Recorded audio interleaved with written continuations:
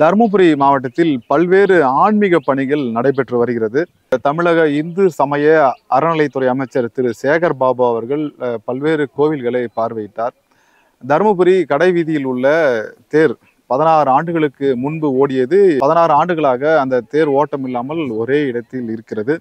இத்தேரை புனரமைக்க தமிழக அரசு 14 லட்சம் ரூபாய் மதிப்பீட்டில் இத்தேர் புனரமைக்கப்பட்டு வரும் தை மாதம் மக்கள் பயன்பாட்டுக்கு, அதாவது மக்கள் நேர்த்தி கட்டணம் செலுத்தும் வகையில் தேர் ஓட இருக்கிறது.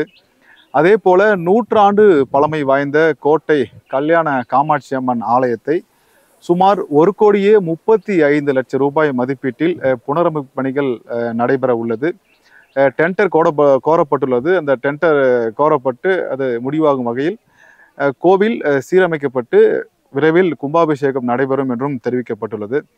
அதே போல தருமபுரி மாவட்டம் அரூரில் உள்ள தீர்த்தமலை தீர்த்தகிரீஸ்வரர் திருக்கோவில், இத்திருக்கோவிலுக்கு அமைச்சர் நடந்து சென்று கோவில் ஆய்வு பணிகள் அவர் மேற்கொள்ளும் பொழுது கோவிலில் சுமார் 2.5 கோடி ரூபாய் மதிப்பீட்டில் கோவில் புனரமைப்பு பணிகள் நடைபெற்று வருகிறது. இன்னும் 3 அல்லது 4 மாதங்களில் தீர்த்தமலை தீர்த்தகிரீஸ்வரர் கோவிலில் நடைபெறும் பணிகள் முடிவடைந்து அத்திருக்கோயிலும் கும்பாபிஷேகம் நடைபெற உள்ளது. அடுத்தபடியாக தீர்த்தமலைக்கு தற்பொழுது படிக்கட்டு வழியாக நம்ம சென்று வருகிறோம். பொதுமக்கள், நம்ம தருமபுரி மாவட்ட மக்களோட பெரிய கோரிக்கை என்னன்னா, மலைப்பாதை வேணும்னு கேட்டிருக்காங்க. அதற்கு வனத்துறையிடம் உரிய அனுமதிக்கு விண்ணப்பிக்கப்பட்டு அந்த வனத்துறை அனுமதி கிடைத்தவுடன் தீர்த்தமலை கோயிலுக்கு மலைப்பாதை அமைக்கும் பணிகள் நடைபெறும் என தெரிவிக்கப்பட்டுள்ளது. நமது தருமபுரி மாவட்டத்தில் பல்வேறு சுற்றுலா தலங்கள் உள்ளது, ஆன்மீக தலங்கள் உள்ளது.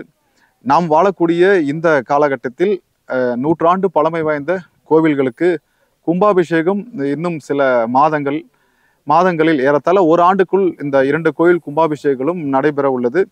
இந்த கும்பாபிஷேகத்தை காணக்கூடிய வாய்ப்பு இந்த சந்ததியில் பிறந்த நமக்கு கிடைத்துள்ளது குறிப்பிடத்தக்கது. இந்த தீர்த்தமலை திருக்கோயிலில் நீண்ட நாட்களாக மலைப்பாதை அமைக்கின்ற பணி நிலுவையில் இருக்கின்றது.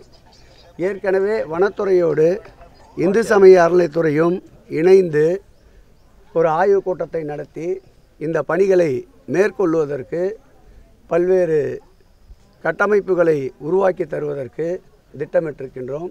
அதன் அடிப்படையில் திருக்கோயிலில் மேலே இருக்கின்ற 13 சன்னதிகளுடைய திருப்பணிகள் மேற்கொள்ளப்பட்டிருக்கின்றன. இங்கிருந்து மலைப்பாதை அமைக்கின்ற பணிக்கு ஏற்கனவே நம்முடைய வனத்துறையிடம் பர்வேஸில் அதற்கு அனுமதி கேட்டு விண்ணப்பித்திருக்கின்றோம்.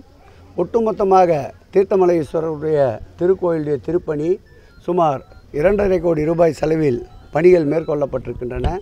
இந்த பணிகளும் இன்னொரு 3 மாத காலத்திற்குள்ளாக திருக்கோயிலிலே மேலே தீர்த்தமலையிலே நடைபெறுகின்ற பணிகள் முழுமை பெற்று 3 மாதம் அல்லது 4 மாதத்திற்குள் திருப்பணிகள் நன்னீராட்டு விழா நடைபெறும். அதைத் தொடர்ந்து இந்த மல்லிகேஸ்வரர் திருக்கோயிலுக்கு இன்றைக்கு வருகை தந்தோம். இது 91ஆம் ஆண்டு குடமுழுக்கு நடைபெற்ற இந்த திருக்கோயில் கடந்த ஆண்டு சட்டமன்றத்திலே இந்த திருக்கோயில் திருப்பணிக்கு எடுத்துக்கொள்ளப்படும் என்று அறிவித்திருந்தோம்.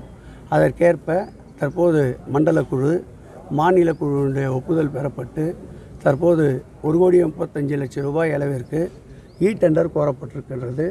டெண்டர் முடிவு செய்யப்பட்ட பிறகு விரைவாக இந்த பணிகள் மேற்கொள்ளப்பட்டு 14 அல்லது 15 மாதங்களுக்குள் இந்த திருப்பணிகள் நிறைவேற்றப்பட்டு பக்தர்கள் மகிழ்ச்சியுறும் வண்ணம் இந்த மல்லிகேஸ்வரர் சுவாமி கல்யாண காமாட்சி அம்மனை திறந்த முறையில் பக்தர்கள் தரிசனம் செய்வதற்குண்டான அனைத்து தேவைகளையும் இந்து சமய அறநிலையத்துறை மேற்கொண்டு பூர்த்தி செய்யும் என்பதை மகிழ்ச்சியோடு தெரிவித்து, தேரை பொறுத்தளவில் கிட்டத்தட்ட அதுவும் 16 ஆண்டு காலமாக அந்த தேர் பக்தர்களுடைய நேர்த்திக்கடனுக்கு பயன்பாடு இல்லாமல் இருக்கின்றது. 14.5 லட்சம் ரூபாய் செலவில் அந்த தேருக்குண்டான திருப்பணியை தற்போது துவங்கி இருக்கின்றோம். தேருக்குண்டான பணிகள் நிறைவுற்று டிசம்பர் அல்லது தை மாதம் அந்த தேரும் திருவிழாவிற்கு பக்தர்களுடைய நேர்த்திக்கடனுக்கு பயன்பாட்டிற்கு வரும் என்பதை மகிழ்ச்சியோடு தெரிவித்துக் கொள்கிறேன்.